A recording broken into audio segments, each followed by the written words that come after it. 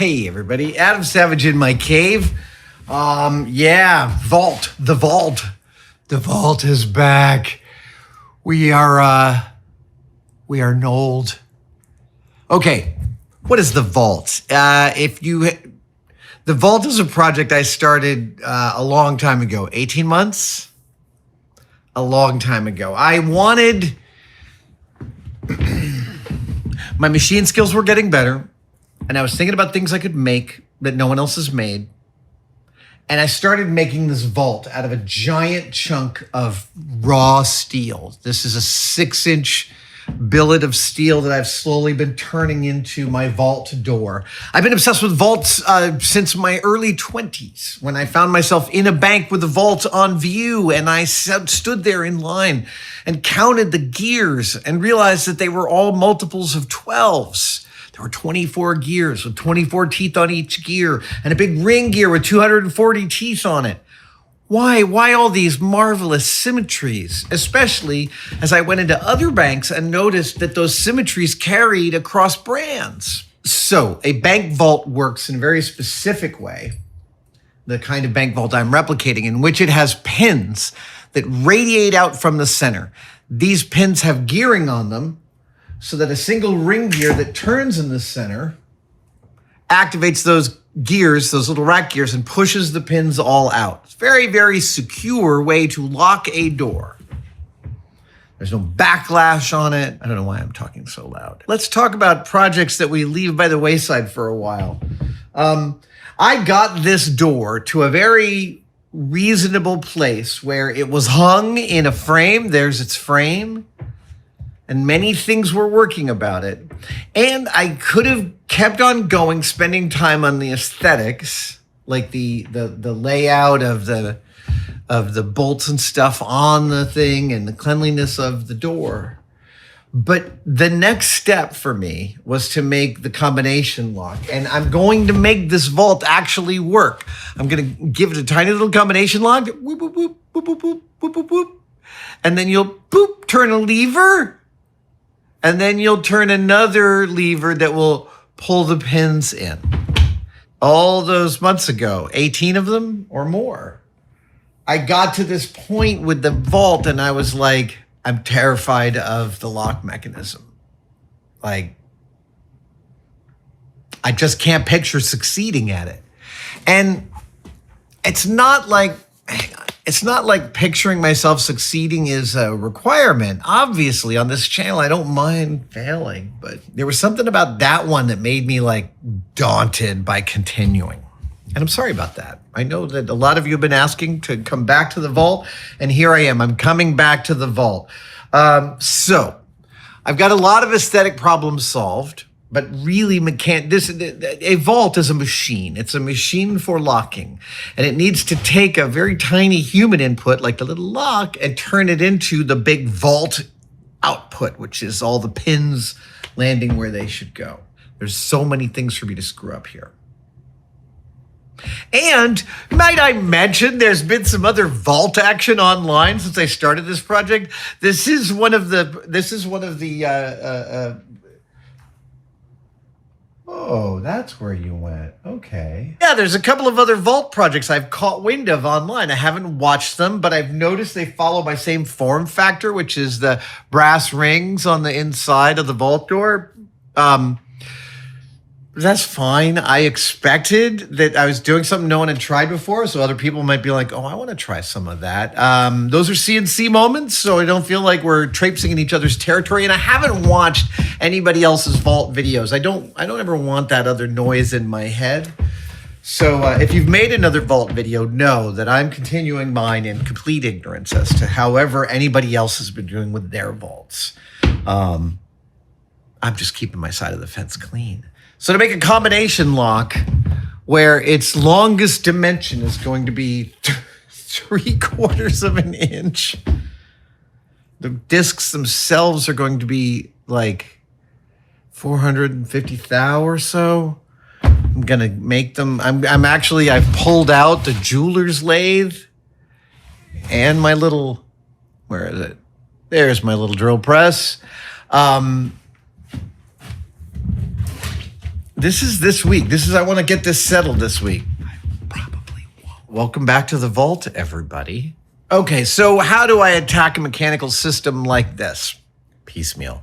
Let us start with the lock mechanism itself. I'm going to make a standalone lock mechanism, 3/4 of an inch by 1/2 an inch. I'm going to start laying that out.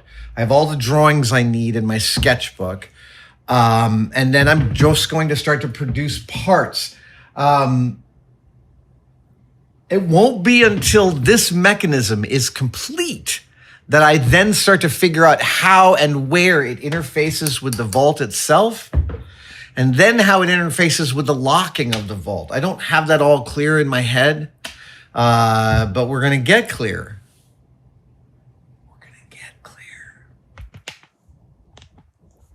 There's a lot going on.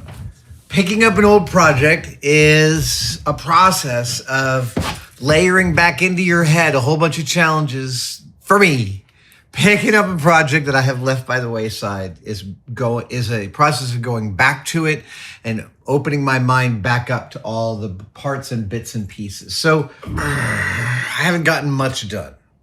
I've taken this thing apart. I've reassessed some aspects. I'm learning that all right, here's the mistake that I have learned that I made last year. These pins, they don't go through center. It's not the kind of thing that anyone's going to notice but me. And it shouldn't overly affect my build in a negative way, but I have to accommodate for it. I have to. Anyway, there are problems I can solve, and there are problems I can't solve. Problems I can solve, well, problems in the construction of this, I have to kick those away because I can just go back into mucking around with the vault door, and what I really need is to be concentrating on the lock body. So I'm going to make the lock body. I've got some really nice thin gauge. This is 25 thou. Slightly over 1/2 millimeter thick brass here. That's what I'm going to build the lock body out of.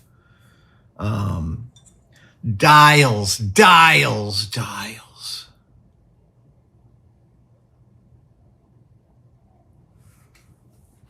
I mean, the dials really ought to. All right. So I'm very clear that in the wrapping my head back around this project, that there's going to be some wheel spinning in the beginning. And that's what I'm doing right now. I'm spinning my wheels, just kind of wrapping my head around all the parameters. I now think I know how I want to make my little lock body. That's great. That's a test piece right there. I'm going to make it for real out of this. I'm going to use the mill. I'm also going to see about, I need 3 wheels for this lock body. They are each going to get a tab and a slot and a center spindle. And the question is, do I punch those out of plate, or do I slice them out of stock? You see what I mean here? I'm just going to see about slicing them out of stock. No, I mean the other way. The other way. Yeah, actually, that could work. All right. We're going to try cutting everything out of this 25 thou brass. It's now time to build an official version of this little escapement cage that will hold the pieces. I'm also going to set up, I think I'm going to set up a stop on the mill. First, I have to tram my milling vise in. I got to tram it in so it is tight as a drum.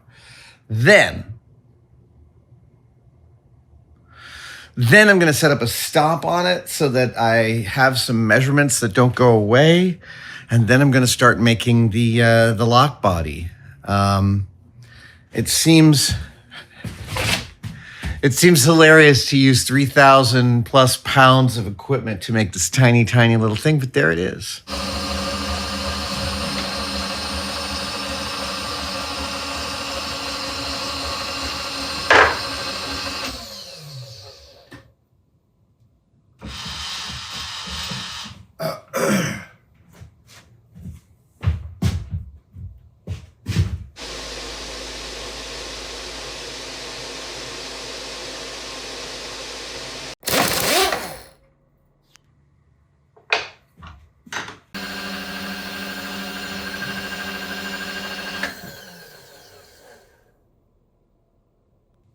So now I am going to be, I'm drilling out all the basic frame work stuff for my, for the lock body.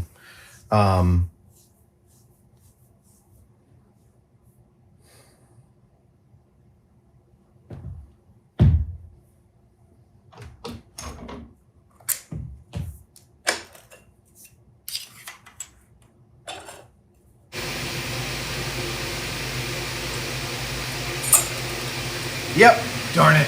All right, that's fine. I can, oh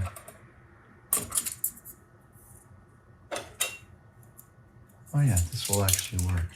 Okay, cool. So, do that, and bring this back in. You get a hole in the same exact spot.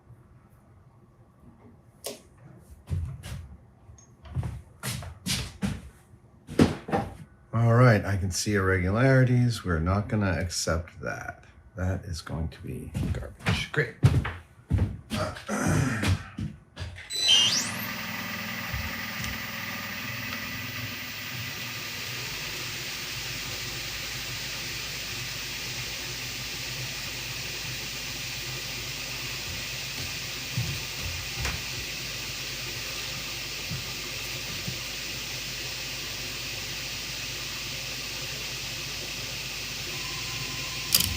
Oh, that's fine. That one will work.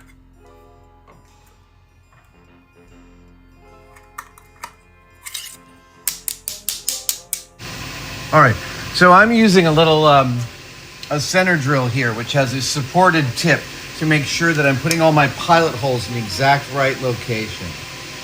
So there's that, and there's 125.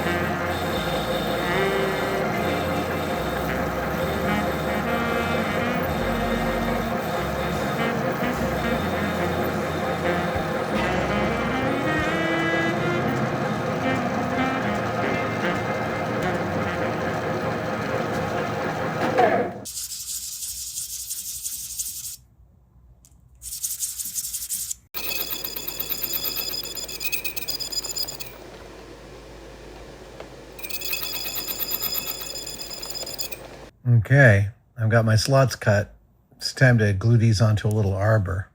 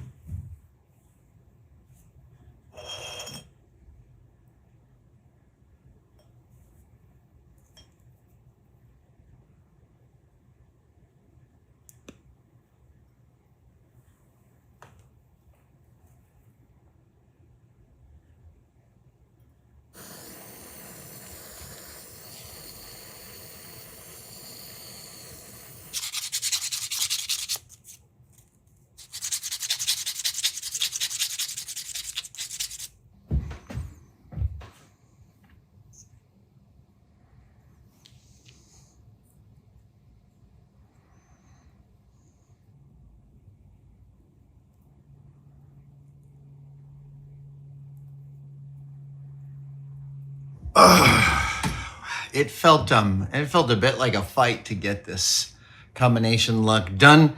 It is not quite as tiny teeny as I was hoping, but you know what? I have to say, like, working at this scale is a whole mindset. Everything moves slower. And I like working at a certain kind of pace. So even though my machine skills have improved over the decade and a half I've been doing this channel, they've improved a lot.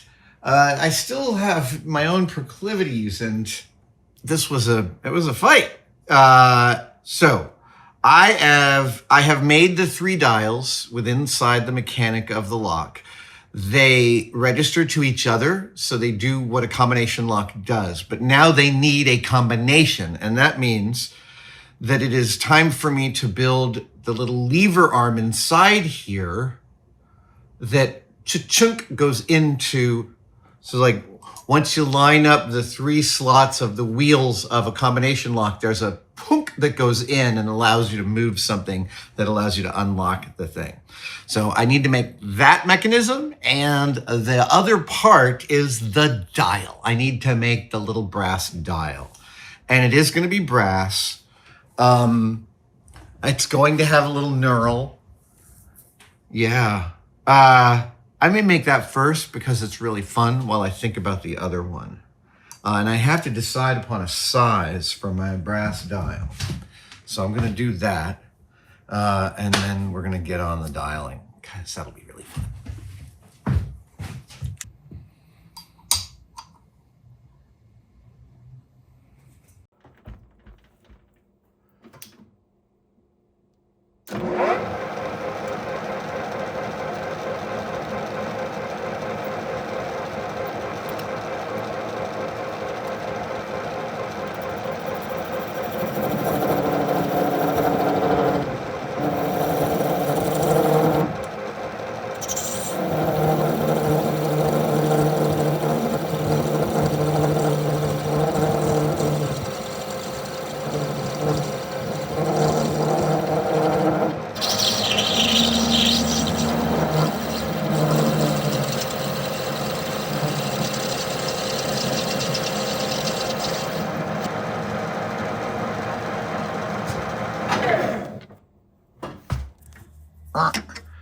This is what's going to be called pressure knurling, where I'm simply just pushing this into there. Not my favorite kind of knurling. It's hard on the spindle here, but that's fine. What am I looking for? I'm looking for that. There we go.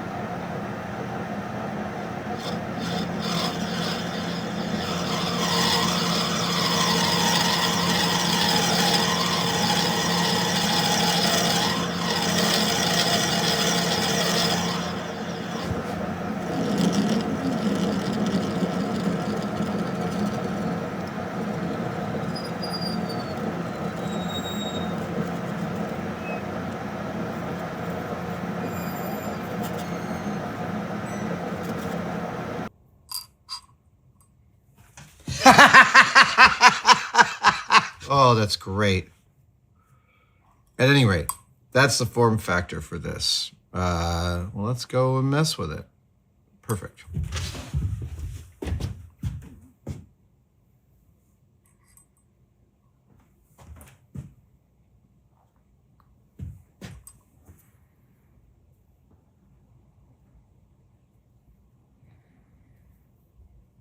I've got a test piece for a dial, which is I'm very happy with. I have cut it in the wrong order, which means it's all tapered surfaces. So there's nowhere for me to grab it to put a little registration hole in it. And I also have to figure out how this thing registers inside this thing. I have an idea.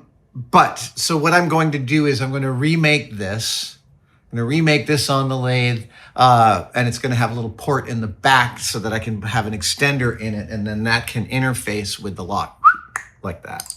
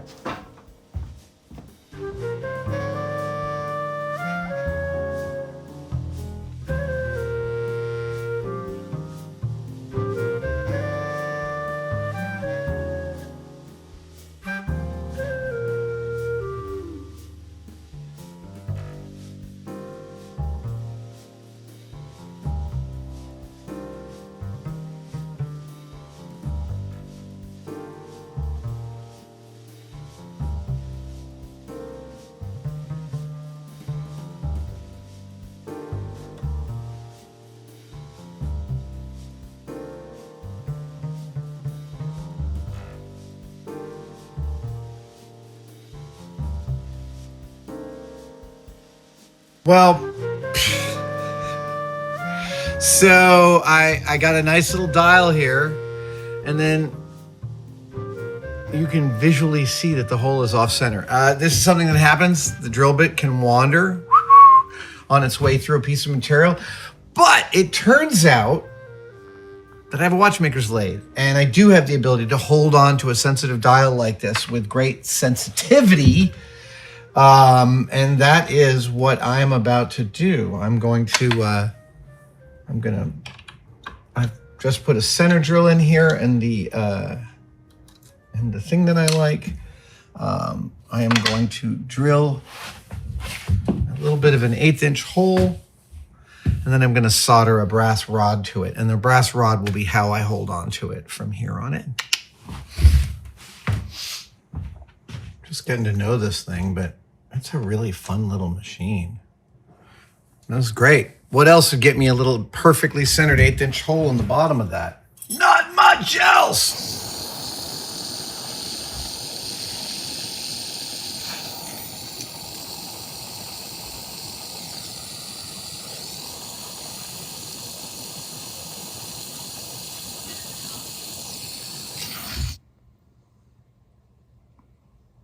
The combo does not work unless there's a combo. So I need to put some numbers on this dial here. And that is what my pantograph router is for. Boop, boop, boop, boop. So what I need to do is I need to put this on the pantograph router at this angle, right? Whoop, whoop, whatever that angle is. And I'm also going to have to mount it inside. I have a whole plan here. What I have is a rotary table. Got the ability to put, ooh, wow. Is that concentric? Really? Concentric enough.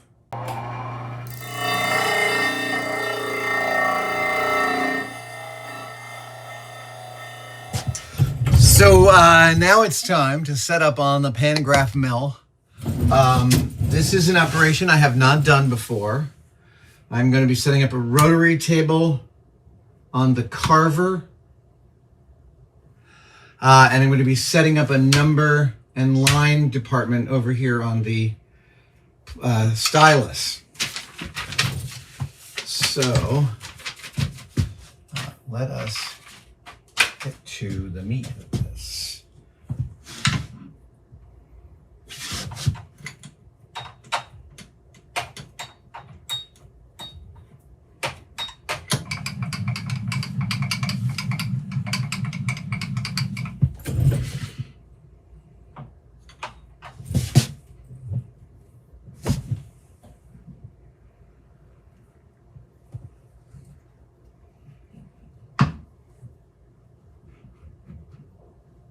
Oh, really? You don't? All right.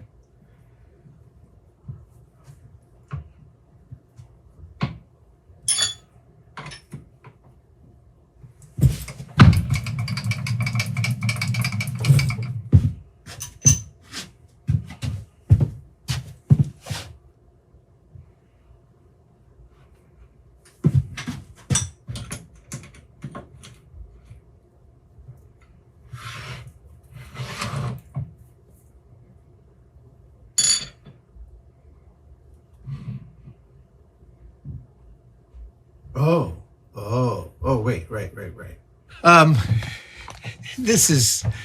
There's, with each machine, there is a set and reasonable order of operations to execute in order to operate the machines. With the pantograph mill, every single time you set it up, depending upon the scale, the relationship between the tables has to be sort of figured out, and it just took me about half an hour to kind of wrap my head around it. But I've got a little straight path sitting at the bottom of a V block, and my hard stop is actually, this is great. My hard stop allows me to do a ring of, I'm going to do 36 divisions, one for every degree. I think that's how many I can fit on here. And then I'm going to make little tiny numbers for them. But what that means is I'm going to do 36 short lines. Then I'm going to go in and I'm going to do every 5, a slightly longer line. And I'm going to go in and do every 10, of which there'll only be 3, a slightly even longer line. And those will be the ones that I number or label so that you can see them with your tiny eyes. But I'm going to get you a nice shot here of this.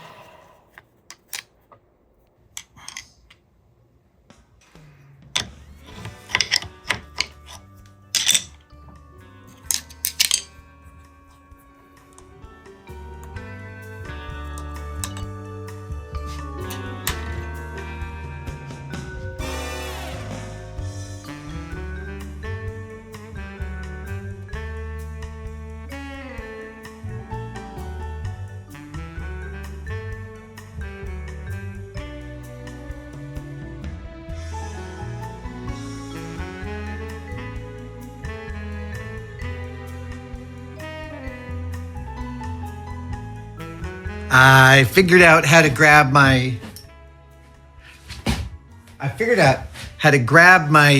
safe dial using an ER32 collet. That's what this is.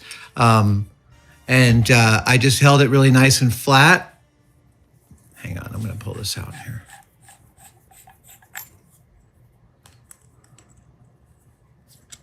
There we go.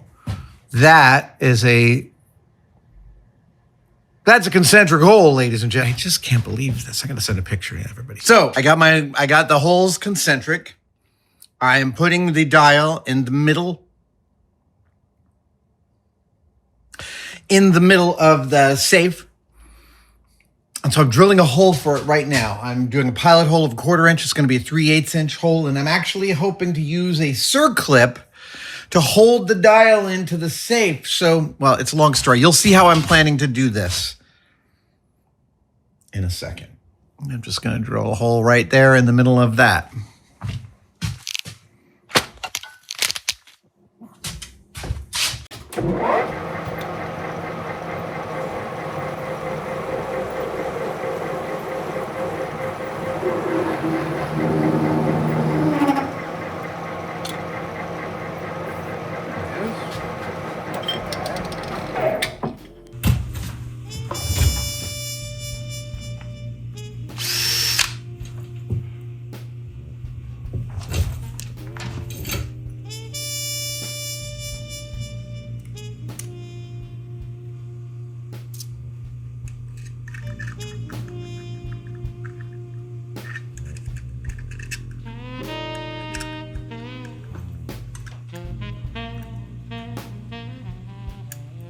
A couple of them might be no longer persuasion.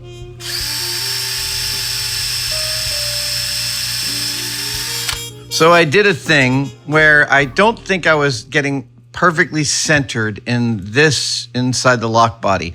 And so what I did was I widened all these holes and I lowered the diameter of this by about 0.5 millimeter overall. So by about 1 millimeter overall. So 0.5 millimeter on a side.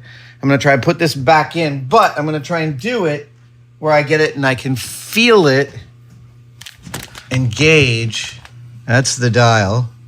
I want to be able to engage with that. So I can feel the two go together. Come on.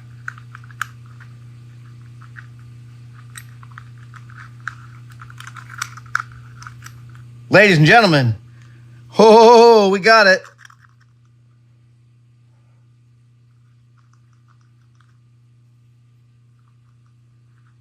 Oh my goodness. Okay, now we're gonna put in the flatheads, each of these.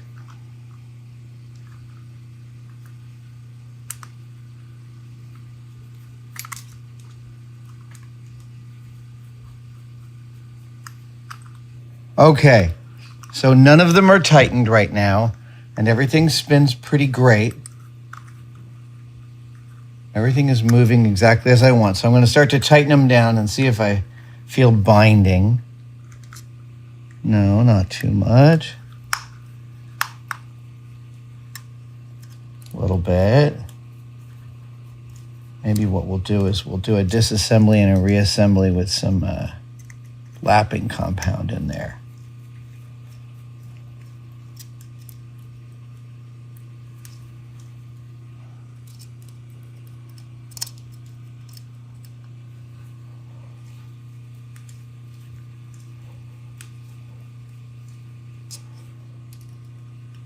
One, 2, 3, 4, 5, 6. Okay. I want that turn to be a little smoother,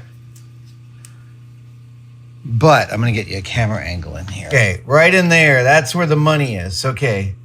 So when I turn, see, I got to get it so that it's smooth turning and doesn't move other wheels when I turn that wheel. Yeah. So this is just going to be some finessing, but there it is. All 3 lock wheels engaging and disengaging. Yeah, I know. Some stuff to find, just some stuff to refine in there. A milestone. A milestone. Not a millstone, although it has felt like a millstone around my neck at times. That felt to me like the hard part of this execution -1. The next step for this is to actually finesse this, which means take it apart, put it back together, take it apart, put it back together, doing a lot of lapping compound, a lot of spinning, a lot of turning, a lot of finessing. Everything gets marked so it goes back the same way every time. And then I figure out the combination. That is just me coming up with 3 numbers between 1 and 36, and then dialing the combination and then making a mark across all 3 wheels. Now, when I make a mark across all 3 of those wheels, that's where I cut in my slot. And the slot will be a little arm that comes in, thunk, and allows me to open the lock. Now, what is that allowance? What does that look like? Yeah, it's a great question. I'm wondering that too. I think it's going to be like a turning lever here that turns the brass ring gear here that goes here and sends these out. So I think it's going to be a little bell crank coupling, right? You move this and this moves. We will see, but I don't yet know how that interface works. And by the way, in order for like one little lever arm to move 12 posts, everything in here has to be at the just so smooth. It's got to be so smooth. We'll get there. We'll get there. Dude, I mean, there's so many little things I have to do. I have to take every single one of the pins that goes out.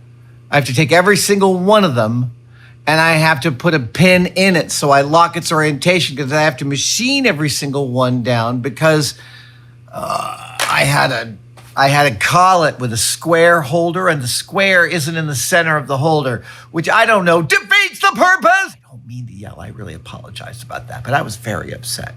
And hey, I hear you, some of you folks who are listening, when I drum on things, and I apologize. I did that for dramatic effect, and I think, well, I achieved the effect I wanted. I apologize if it was overwhelming. Anyway, this is a milestone. And it feels like slightly less now of a millstone. So I'm going to do some cleanup. And once I get my workbench clean, I'm going to set out some nice materials for finessing this. And yeah, the next time you see me, I will be working on the other half of this equation, which is getting this ring gear with some kind of mechanical attachment built into it, moving all of these bars in and out. Yeah, it's gonna be a thing. A lot of busy work. But we'll get to it. Adam out. Thank you guys so much for watching. One of my favorite things we make in our tested store are demerit badges. These are like scout badges, but for screwing stuff up, because screwing up is not just a part of the making process, it is intrinsic to it, and we like to celebrate that. We've got 27 so far in the supervisors bundle that you can go buy right now by clicking on the link in the description, but we also have a booster pack of some brand new patches. This is the demerit badge for burning off your eyebrow. I am proudly sewing that to all of my clothes. This is the demerit badge for having a messy workbench, which I do not get today. My workbench is super clean. And we have new octagonal patches that are, yep, merit badges. This is the merit badge for sweeping up your shop. Congratulations, I'm so proud of you. And this, oh my God, this is great. This is the merit badge for creating a clean space on your bench. Hey, we got to take our successes where they come and meet them there. Go to the tested-store.com or adamsavage.com to buy any of these, or click on a link in the description.